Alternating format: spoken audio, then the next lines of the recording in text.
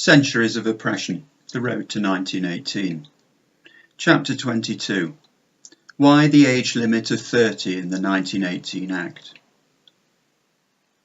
Some people get terribly exercised about the 30-year age limit for women in the 1918 Act. It is inappropriate.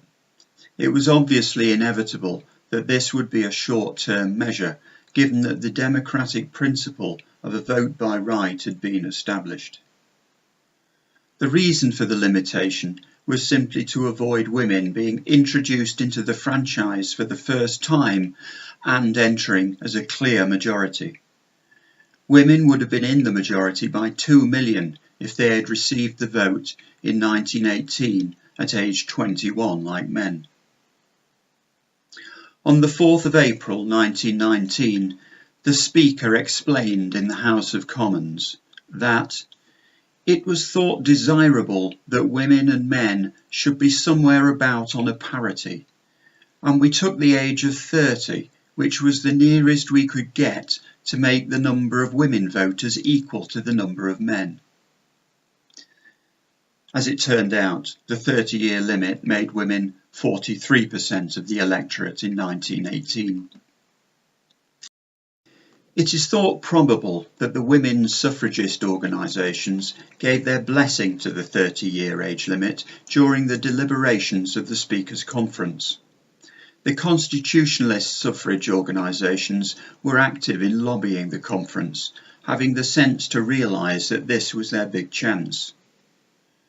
The route which Millicent Fawcett took to influence the Speaker's Conference was via Lady Shelbourne of the Conservative and Unionist Women's Franchise Association, by whose mediation she influenced William Bull, a Conservative member of the conference, because it would have a better chance of being carried than anything proposed by a Liberal member. This period saw Fawcett revealed as a canny backroom negotiator. She was sensible enough to want to avoid jeopardising the best chance women had had by overplaying her hand and going for full adult suffrage on equal terms with men.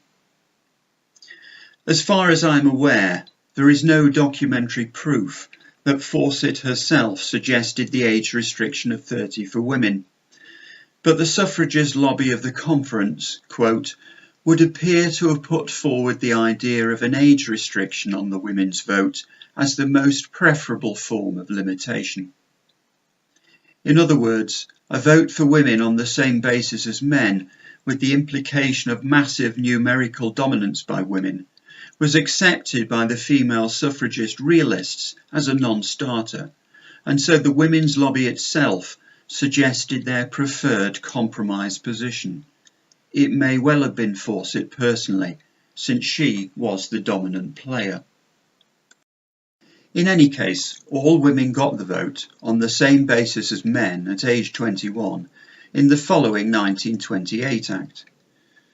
Consequently, there was only a 10-year period in the whole of history in which all adult men aged 21 and over had the vote, and men were the majority of the electorate. Women have been the majority of the electorate in the UK by at least 1 million ever since 1928.